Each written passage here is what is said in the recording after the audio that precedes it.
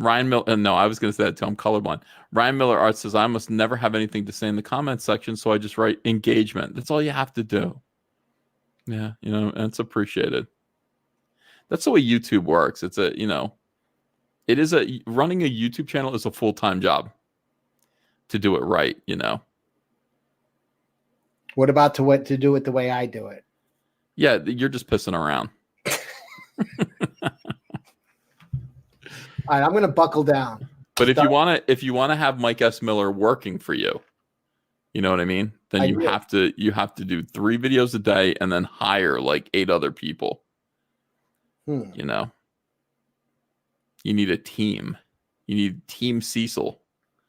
And then, you make like have their content uploaded on your channel. I want Miller on Team Cecil. So ask him. He probably will say yes. You think me and Jeremy are going to get into like a bidding war? Yes, I do. I hope so. And you'll have to write confirmed underneath your bid for Mike. All right. All super chats tonight will be going towards buying out Mike Miller's contract. Yeah. Trevor Wright says, I was telling people to thumbs up, you retard. That's not nice, Trevor. Call me a retard. How'd you know he was talking to you? Because he said Comic Artist Pro Secrets. I was talking to me. Yeah. Think about it. That's a good move for Jeremy. He hires one Mike Miller, but he gets an entire sweatshop. I didn't even think about that. That's pretty bright. That's a great move. Yeah. Let's see. Liam Gray wants to be on Team Cecil. You're on. Yeah, you just long. I want Wenger. By the way, this dude Wenger Cecil. Yes. That guy. Have you seen Wenger? Sure. That guy, like, you don't need Nurkish. You never did. I think you might need Wenger. I remember I had I had a 15-minute conversation with him. It took about 4 hours.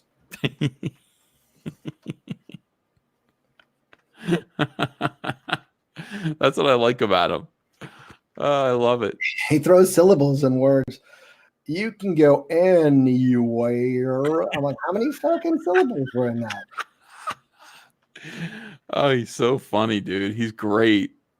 Wenger's a future star. You can just tell. I've got people on my live stream right now promoting their comics, and I get comments back from people who watch the live streams and go, hey, most of these guys are boring, but Wenger is a star. Wenger is a legit star, like in the vein of Cecil or Nasser. Oh, yeah. You just meet these e-celebs, they're future e-celebs. To even be put in the same sentence as Nasser was an honor. Thank you.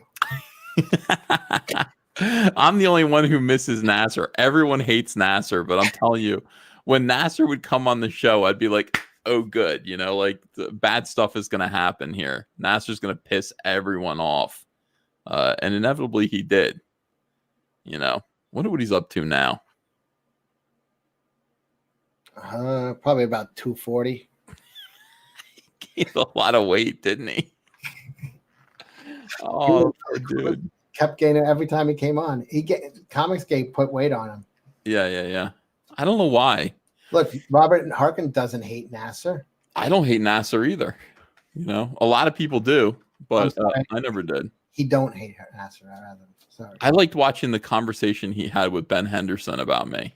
Like, Nasser blew that conversation. He's like, why would he do that? He's like, everything is a lie about Ethan. The whole summer was a lie. Oh, it's like, oh my God, what the hell do these people talk about together? Nasser was calling my house. Well, whose fault is that? I don't blame myself at all. I don't remember how he got my phone number, but Nasser was calling my house. Well, I gave it to him, but I mean, shit. You don't have to answer. I didn't answer. I answered like twice, and I said, Nasser, what can I do for you? Like, that's my tone of voice when I talk to Nasser. It's completely like Howard Stern talking to like some of the whack packers. Like, what can I do for you, Nasser? What is the problem? You just, look, I just don't feel like you take me seriously. I don't take you seriously. I put you on the show. I don't honestly take you seriously. Okay. Okay. All right. Fine. But I just wish that you'd finally like really promote my book for real for once. And I would get these, Cecil, he called me like every day for a week about that. Like really promote my book. And he would send me super chats and be like, I'm working, promote my book. $2. I mean, the kid was a punk ass, but it was funny. Like, I don't know. There was something about it that just made me laugh. Entitlement was endearing until it wasn't. Yeah, I was still okay with it. Like, I still would have had him on because he was a good heel. Like, him sitting there going, I'm at work, here's $2, promote my book, which is a really weird ripoff of Buffy the Vampire Slayer. I'm 21 years old. Like I insist on, I only made $21,000 on my book and I'm 21 years old. We got to do better. Turbo autism. Yeah, no, he would, all he would do is ask you to promote his stuff like nonstop, which I'm torn between because I appreciate the hustle. Like I do like somebody who's always, but then I'm like, part of the thing of growing an audience is that it can't be a sales pitch all the time. Otherwise, no one's going to tune in for a sales pitch. And all you want it to be is sales pitch. Yeah. They want to hear your bullshit, get to know you. And then, oh yeah, he's selling something. You bookend it, or, you know what I mean? But his whole thing was like, sell, which most was funny. Good, but it was always. Yeah. It was like, see, Nasser, here's the thing. If Nasser didn't do that, like as consistently and persistently as he did, he never would have been on my show. Like he did it all the time and it became so annoying that it was funny. And it was just part of the thing. Like Nasser interacting with other people and pissing other people off, like, until something broke, like he broke John Malin. And that actually surprised me. Do you remember when John Malin went off on him? Well, he went crazy in one of our rooms, in one of our DM rooms, and he just like cursed out everybody who was all giving him like legit advice about artists and stuff, and he was like, "Fuck you all, you don't know what you're talking about." And I was like, and I went to him privately, and I was like, "You're screaming at a guy who worked at Marvel." You know what I mean? Like maybe he does know what he's talking about. No, I'm like, and he's like, no, I'm just sick of it. I'm sick of people telling me I gotta bet. I'm like, yeah, but if they're taking like, it's easy to just ignore you. I go, it takes time for somebody to take and write out advice for you, and then for you to say your response is "fuck you." You know what I really want to do, and I wish somebody would do this. Like there are all these channels that do clips. Like I would like to have somebody go through all of those classic live streams from like, last summer all the way to now and tell the story of some of these comic skaters just with clips. Like find the best of Nasser and just tell the entire story of Nasser with clips from live streams so that you can really catch the arc of entitlement, until now. I would like to see the Tim Lim story. I'd love to see the goddamn Doug Tennapel story. All that stuff. Just cut out everything else and just do the best of like Doug Tennapel fighting with you, Doug Tennapel fighting with the audience. All of that just to like narrow it down so people can actually see what happened, because people remember like whatever they remember. But if you actually see it all put together, like that clip that you found of Doug, I mean, that was outrageous. I didn't delete any Doug clips. If I have them, I have them. I deleted one that kills me to this day. There were so many streams that I would try to do with Comic Skate Live. There weren't that many, but there were a few where like they just got, I hate to use the word toxic, but I mean, they were so bad. Like I had you, Nurkish, and Doug Tennapel on together one time, and that was the Smugless stream. And Nurkish got sick of it and left. And you were just doing nothing. You were drunk and you were hammering on Doug left and right with Smugless. And it was legendary. And when it was over, we were all in, you know how it's over and we're in a little private room going, hey, that was great. Hey, all right, I'll see you guys later. We all sat in the private room together and went, that felt fucking awful. That was horrible. Like, that was really a bad experience. And I went, yeah, it is a bad experience. I got to delete this stream. Like, I don't want people to hear it because they're going to get.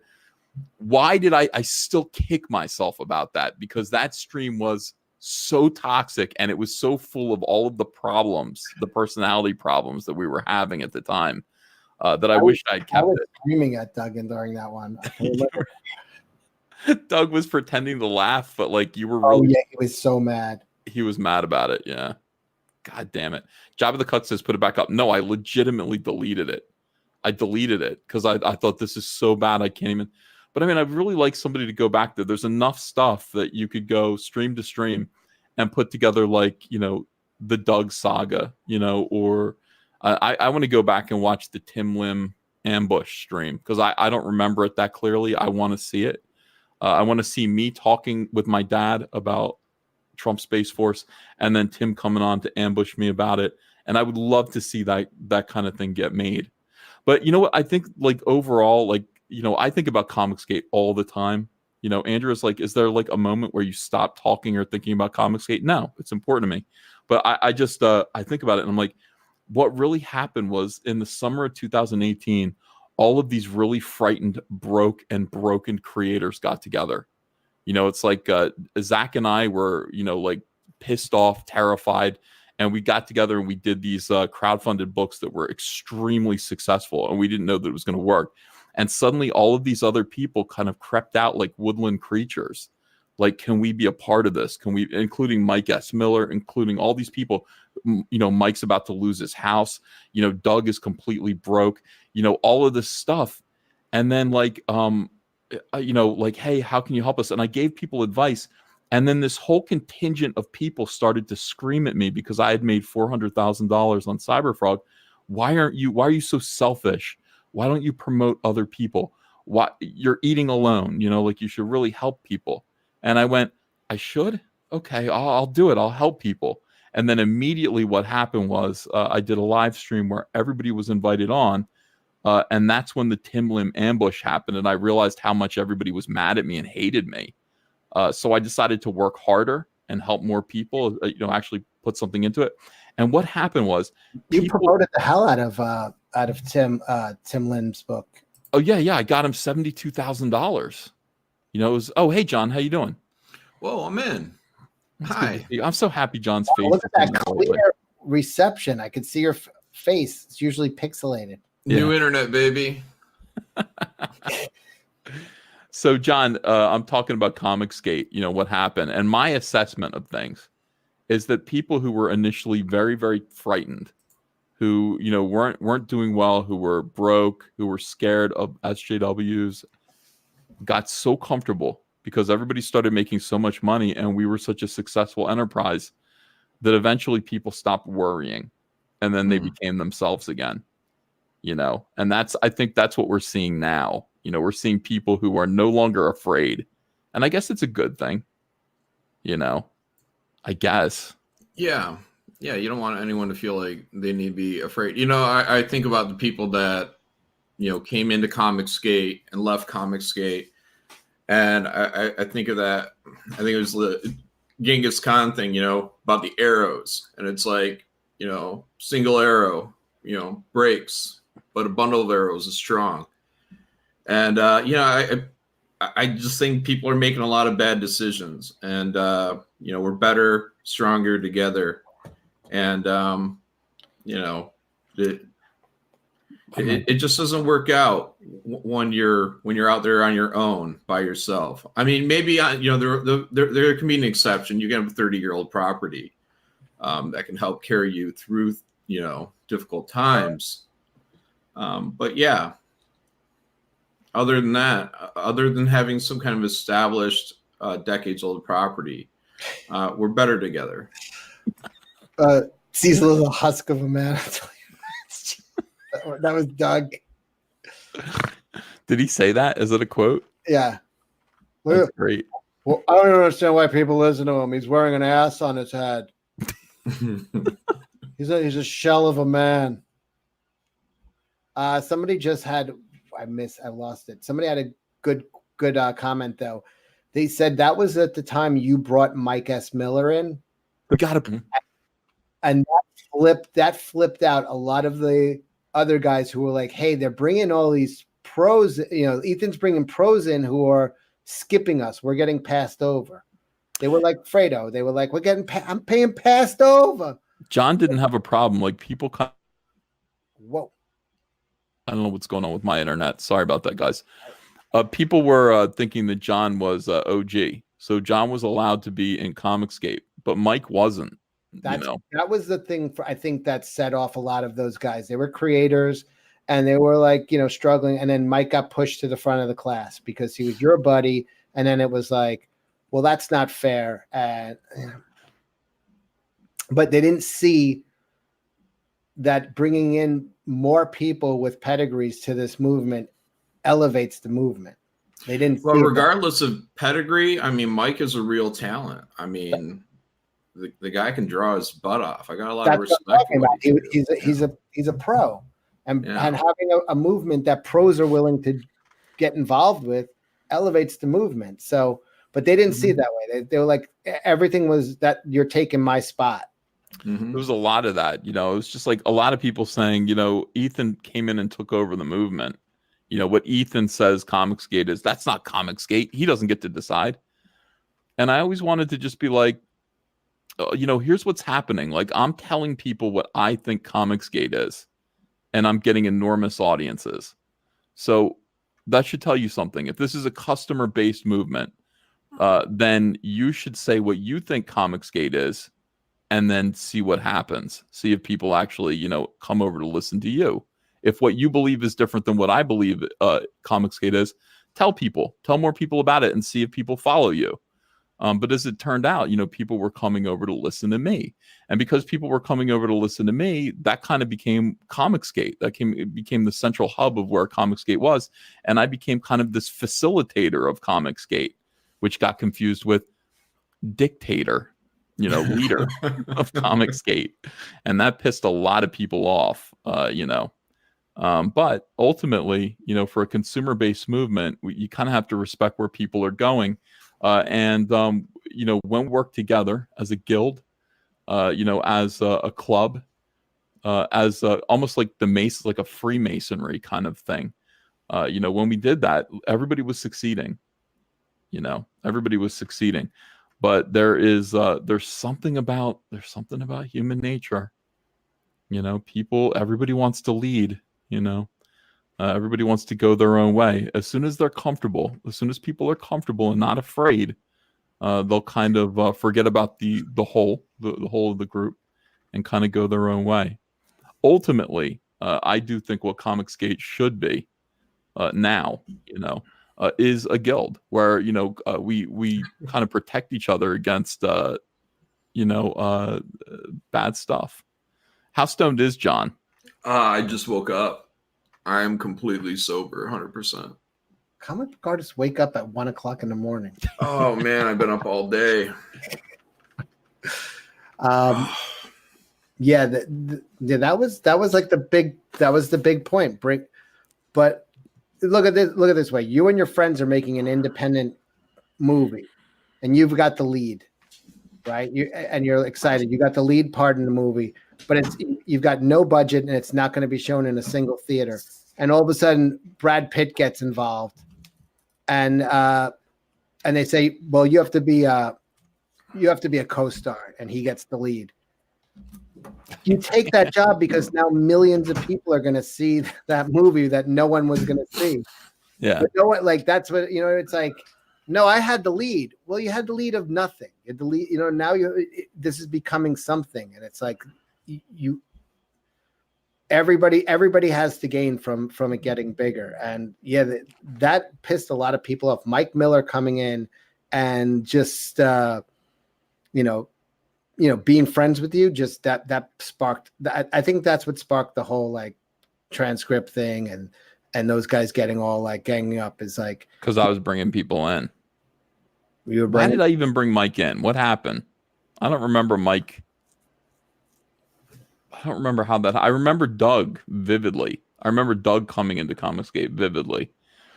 I remember him reaching out to me. I don't remember why Mike suddenly showed up. I remember Mike was wearing sunglasses on a porch in sunny San Diego. That pissed people off too, man. That visual, visual pissed people off. I remember Mike just sitting there, like leaning back. You know how people in live streams are just kind of like we're connected. By the way, I'm trying to look just like John Malin. Cecil, can you lower your head to our level? Oh, sorry. No, I gotta lift my head up. My I want to be even with you. Deal keeps falling back. Yeah. Look at my under chin. Right. KSSS knows this score. The world isn't fair. The world isn't right. Oh man, I was thinking about getting a soundbite of that, and then I was like, would Marvel come after me? I'm gonna make that my ringtone. Somebody sent me the clip of it.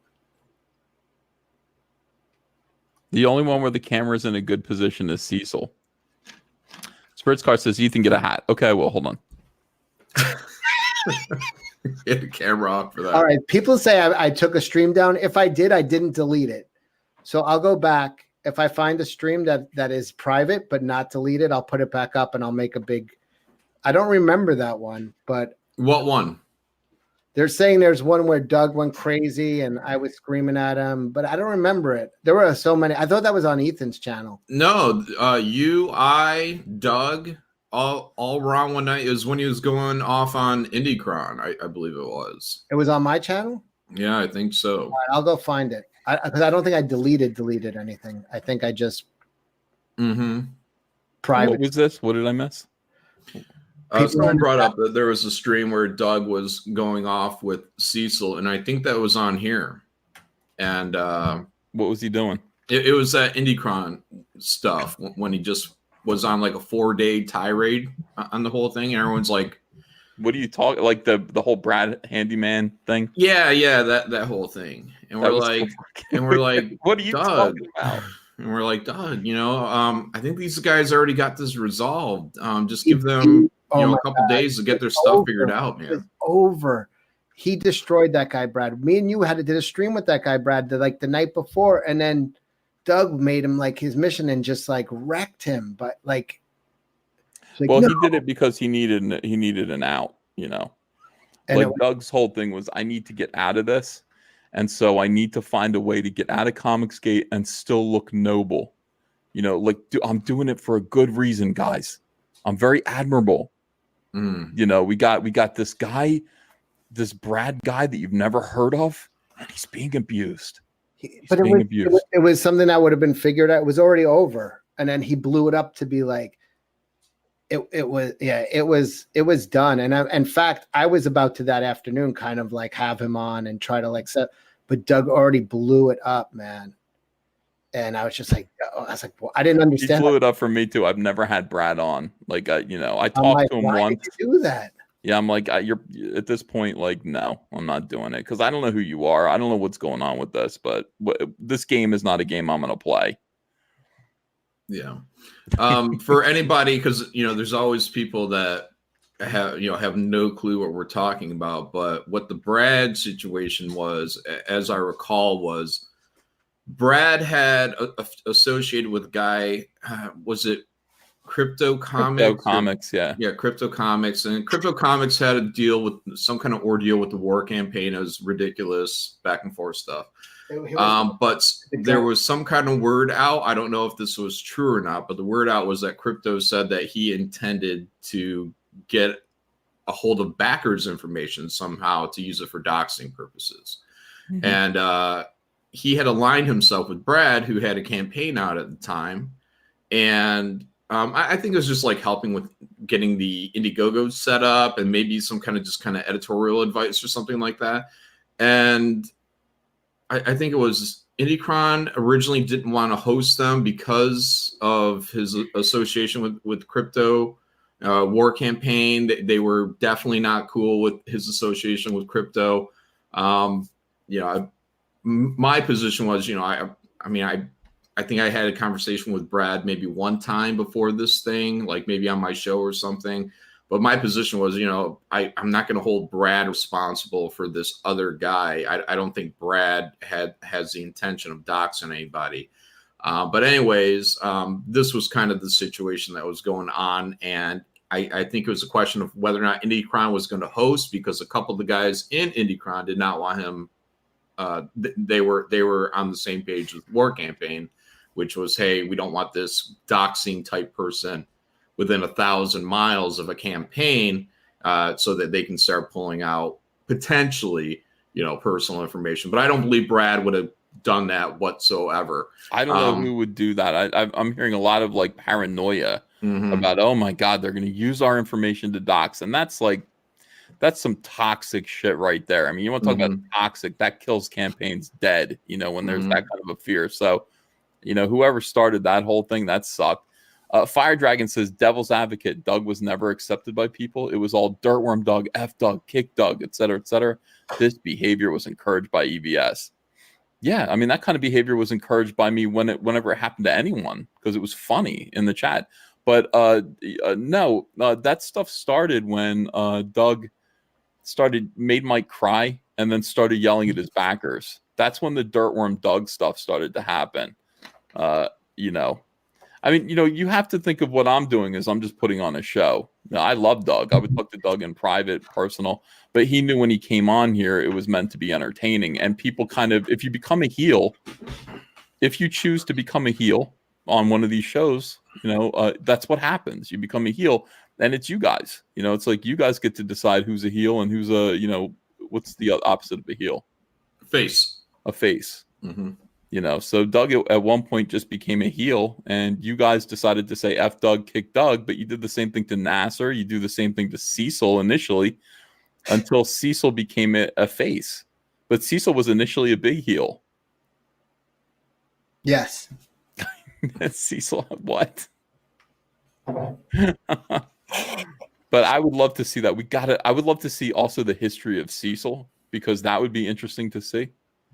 I remember I didn't want to come on. You were like, no, I need you to come on. You have to come on. You were like, get on here. What Nurkic said. I was like, I don't want to do that. I just want to make videos. And you were like, no, you have to come on. You have to come on. I was a fan right away. Here's when it came to Cecil, like, your first video that I saw, I was like, oh shit, it's another dude busting on Zach, like I was like, what the fuck?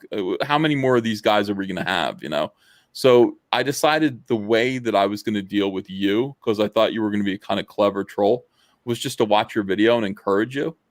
And I watched your video, and you were really funny. And I couldn't tell. I was like, I don't think this guy's really hostile. And then I watched like 2 more of your videos and was like, oh my God, he's kind of friendly. I think he's kind of a fan. And so I reached out to you and I told Zach, and I would tell Zach was like shell shocked all the time, back then. Like afraid of everything that was going on around him. And I said, Zach, you got to watch this guy. He's like, I'm not going to watch this guy. I'm like, no, he does this thing where he sounds kind of like Long Island, like effeminate. And he's really he complains about being fat. And he's really funny. And it was that one stream where you said, I took a 2-mile walk to the bakery. And this is my reward. you were shoving a cream cheese muffin in your face or something.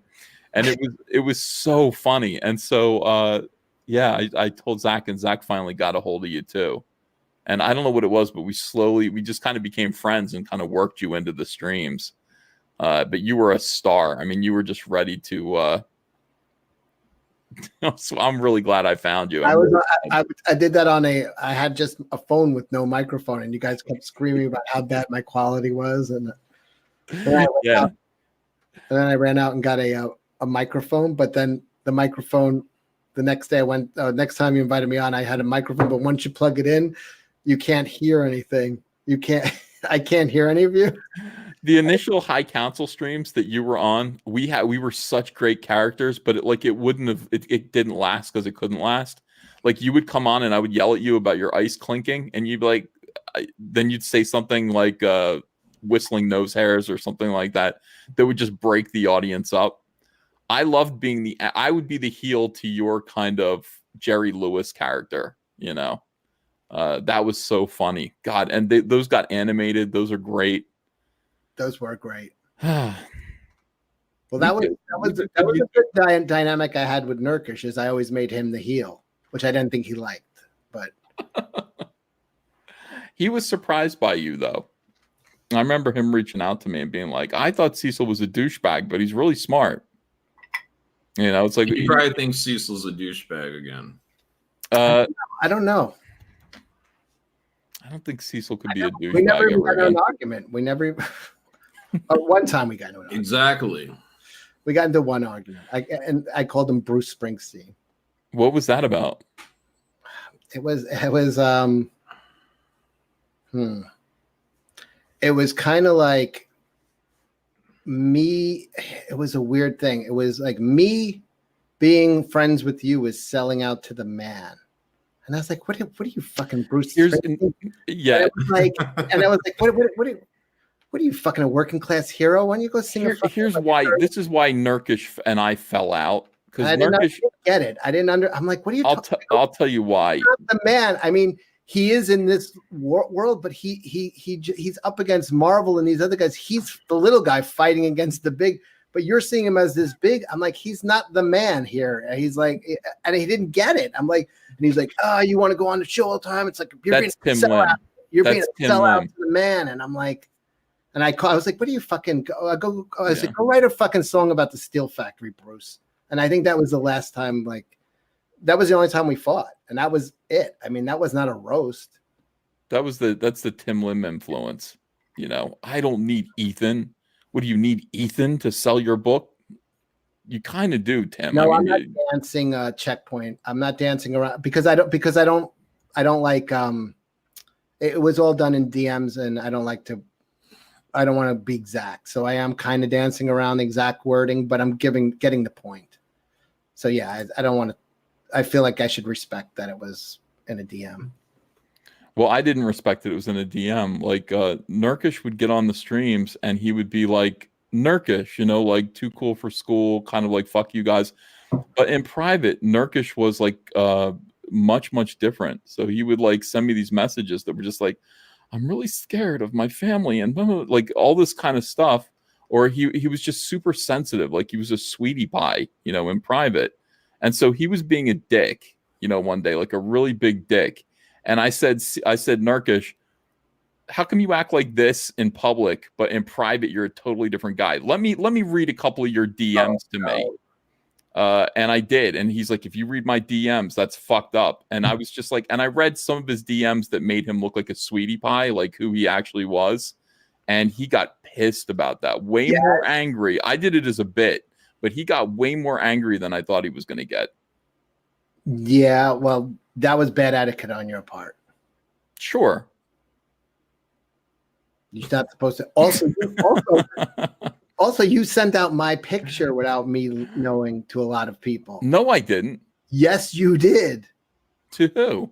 The whole to the High Council. And Nurkish. I did. Nurkish can dox me anytime he wants because you sent it to him without me knowing. Oh. Mike Miller decided as a bit. Wow. Oh wow! It doesn't look like you. That picture doesn't even look like who you actually look like.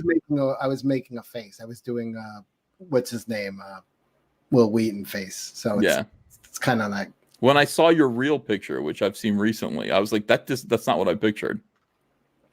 No, you know, my quality is shit. What do you mean, my voice? Anybody else hear that, or is somebody just fucking with me? No, you sound good. John? What were you saying? I'm sorry. I was saying that Mike Miller decided that it would be a funny bit to. So my Facebook is private, you know. I mean, I got a bunch of people on there, but it's like invite, and Mike Miller decided to start showing people's Facebook private photos as a bit. And I thankfully was on that stream when he decided to show mine. And I said, please do not show my Facebook photos. I'm a pretty private guy. And the first one he brings up is a photo of me sitting in a room filled with marijuana. And I'm just like, Mike, God damn it. What? Why was there a picture of you in a room full of marijuana? Because I was in a room filled with marijuana. and it was on my Facebook. But look, this isn't for public consumption. This is for people that are on my Facebook, and that's it. Again, I got a lot of people on there, but no, it's a whole different world. Facebook. I Yeah. took down I had 2 Facebook pages that I was running since 2008, and I mean, we're talking family. You know what I mean? Like personal stuff, marriage, wedding photos. Stuff like that. Once you kind of become, on YouTube and you become kind of an e-celeb as we have become, that stuff's got to go. You can't keep that stuff up. That's access to your family, your parents, no. So I took those down. I have a new Facebook page up and it's like, there's nothing on it. There's just some artwork on it,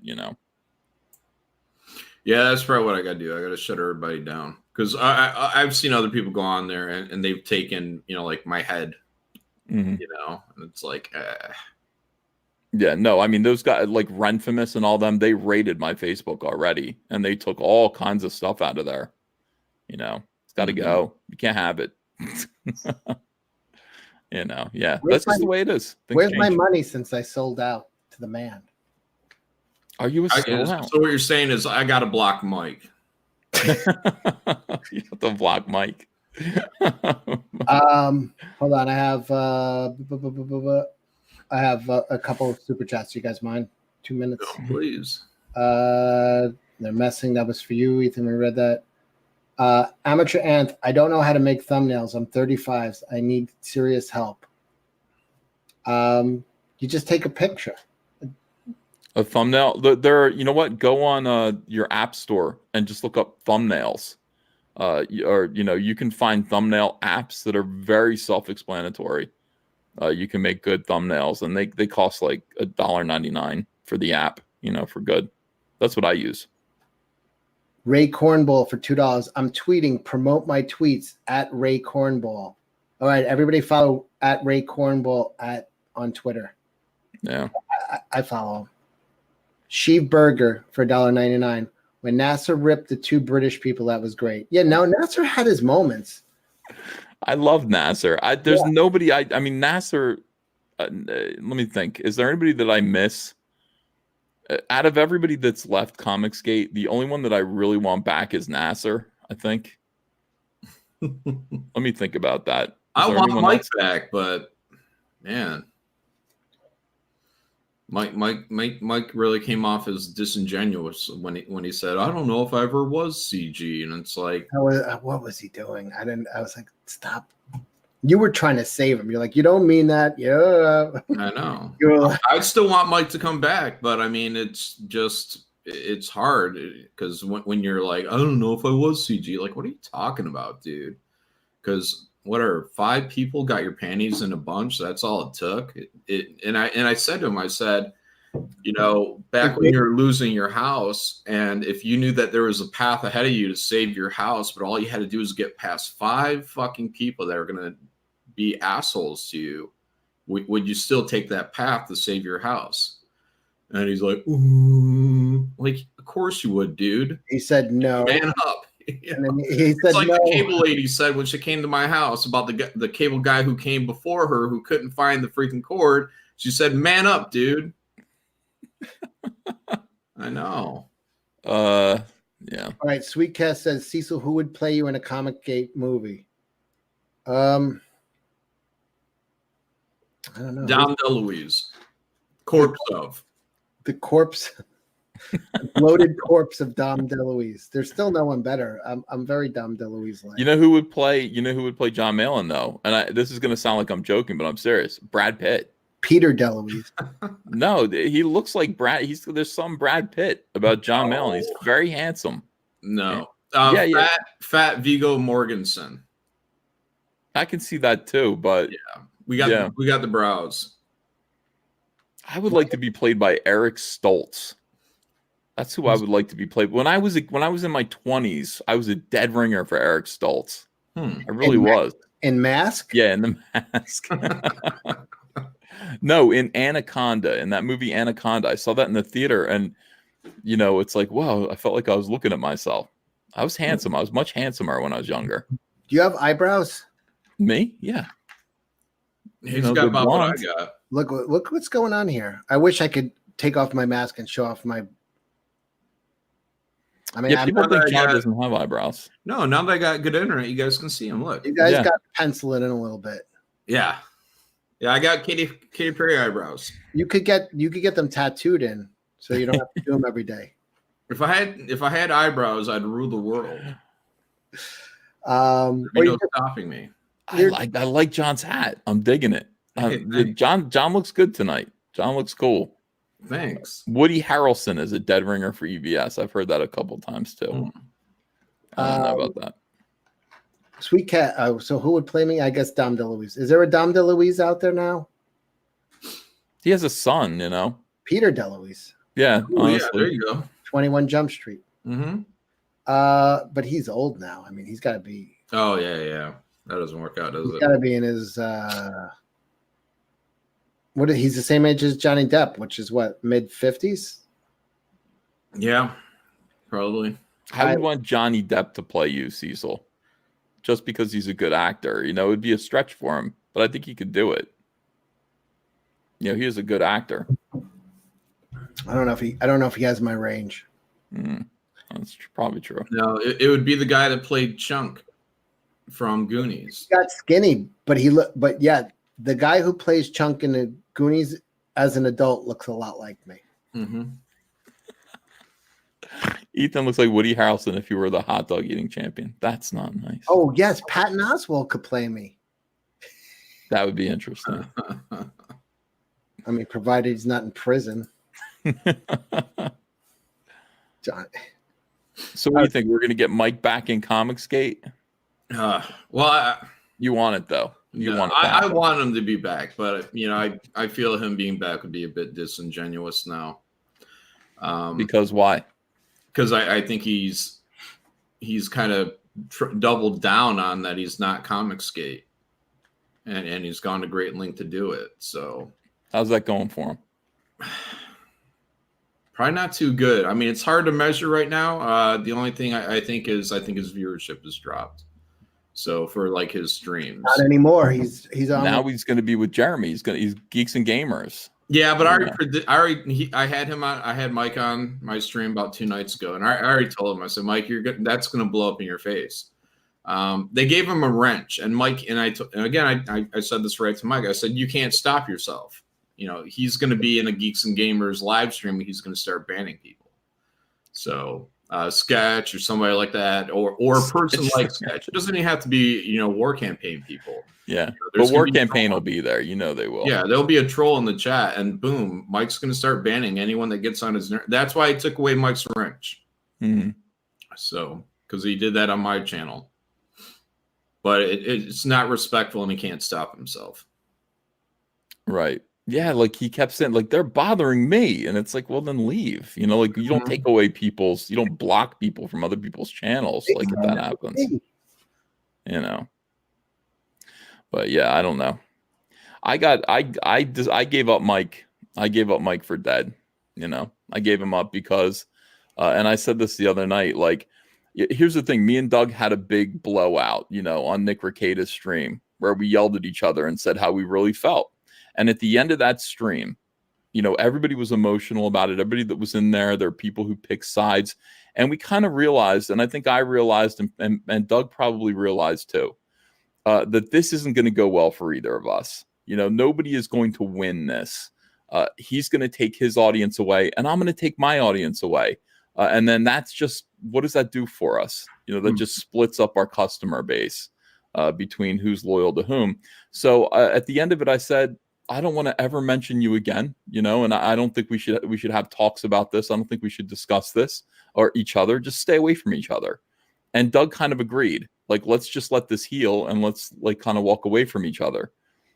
So that was the case. And it's like the next fucking day, you've got Mike S. Miller. This is my take on everything. I got my own take. And Mike is on there doing a 3-part video series. And I'm talking, I've decided I'm going to move on and I'm going to do my own thing. Mike is up there talking about, well, this is why you're wrong. And this is how I see things. And this is, and just arrogant, fucking smug Mike S. Miller, the worst of like the worst quality of Mike S. Miller is when he's presumptuously kind of dictating, he's teaching you things. That is the worst of Mike. And for 1 second, just because everybody's saying let Anna in. Let Anna in. Yeah. Anna has had the link, but she is away from home. So I don't know if she can stream this week. But she's watching. But yeah, she had the link as soon as I started. I sent it to her. Yeah. But so it's not that I'm not sending it to her. I don't think she can chat this week because she's not at home. So he went on a tirade for three episodes, and he did it for the views. He did he's thought like EFAP. Right. And EFAP taking it apart, just kind of like, again, getting people riled up. Now, I wasn't watching it, but Andrea was. And Andrea came downstairs to my office crying. And Andrea doesn't cry very much. She's like, why is Mike doing this? You see what he's saying? Like, he doesn't love you. He doesn't love you. Like, she's crying. Oh. And I was just like, what the hell is Mike doing up there? So she's watching it on the big screen TV upstairs. And I go up there and I watch it. I think I responded a little bit to Mike. And then she's watching all of them. Like, he takes a break and I think it's going to be over. No, he comes back for part 2. And then he comes back for part 3. And at this point, I'm watching part 3, and Andrew's like, why is he doing this? Why is he? I'm like, he's doing it for views. He's doing it for views, and because he gets to tell me what's what. And Andrew's like, he's not your friend. He doesn't love you. He hates you. And so I wrote at the end of that, I said, I hope this was worth it. That's it. And I cut him off. His eyes. Whoa. Oh, my God.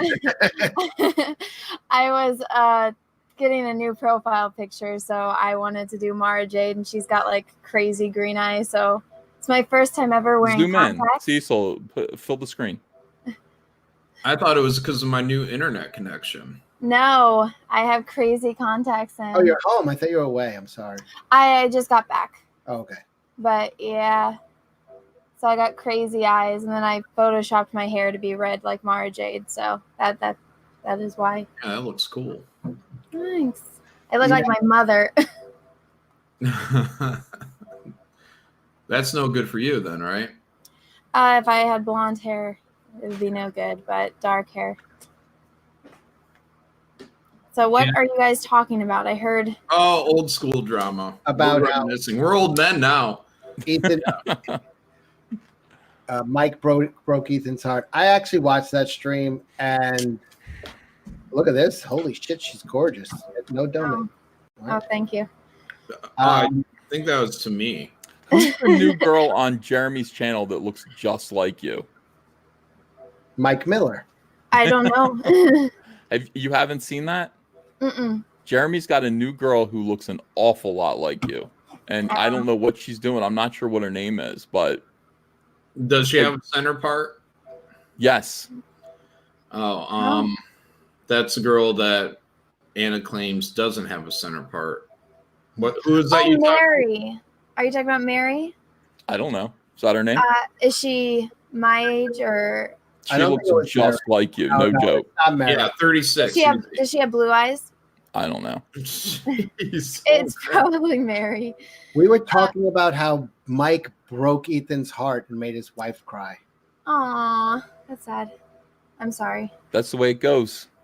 Wow. That's the way it goes. But now you're here, so we're moving on. Oh. But just for the record, I did watch that, and I was like, here's the thing. It's an unforced error. Like, even if he felt like, hey, Ethan's wrong, why put it? Why say it? Like, why do that? Right. And here's what kills me about it. Like there is the option to say nothing. He knew I was mad at him for it, and so the next day he made new thumbnails for the videos, and I was like, "Fuck you!" Like, that was it. Like, he put thumbnails with my face versus Doug on it, and 3-parter. It's like he got 3,600 views. 3,600 views for each of those videos, which is huge for his channel. And I was just like, all right, it is about the views. Clickbait. All right, everybody's enraptured with Anna in the chat. Well, I'm glad that they are enjoying my pain because these things hurt. Anna turning into Meg Foster. Who's that? That's Evil Lynn from the Comics Gate is falling apart. Sorry, I didn't mean to. That wasn't the right one. I'm trying to put on the ones that are complimenting Anna. Oh, well, thank you, everyone. Are you guys still on bad terms? Who? They're probably talking about Mike. Ethan and Mike. Ethan just said Mike's dead to him, so I would imagine yes. Yeah, it sounds like they're recovering. Did you ask him why he did what he did? I know why he did what he did. Yeah. I know, but did you ask him? I don't know why. Why? Well, I don't know why. Well, you could ask him. Well, that's what I'm He saying. wanted to vent. He wanted to put his own side out on. I mean, because I saw the first part of the first video, and he said he was making it because he was there. So I was there. I have my point of view. He was. I want to let you know. He was the third triangle of the Rashomon. I'm going to tell you guys where you're wrong. I'm going to go through the argument, the personal argument that these two friends had, and I'm going to tell you where each of you were wrong. And I'm going to make a 3-part video about it. EFAP, the whole thing. A wound that hasn't quite healed yet, but is trying to heal. I'm going to rip it open again. And then I'm going to just say, hey, look, you guys can agree with me or not agree with me, but I'm going to tell everybody exactly what I think about you two guys. And it was brutal. Like I said, I watched a little bit of it. I watched Mike's big smile during the whole thing. And it was unkind, considering that, probably should have just at this point let these two guys kind of move on. So that's the thing. That's not what friends do. Uncomfortable to watch. I was like, it was painful, but I didn't get where they were. I didn't get where he was coming from, but I didn't see the point. I didn't watch any of it, so I have no context.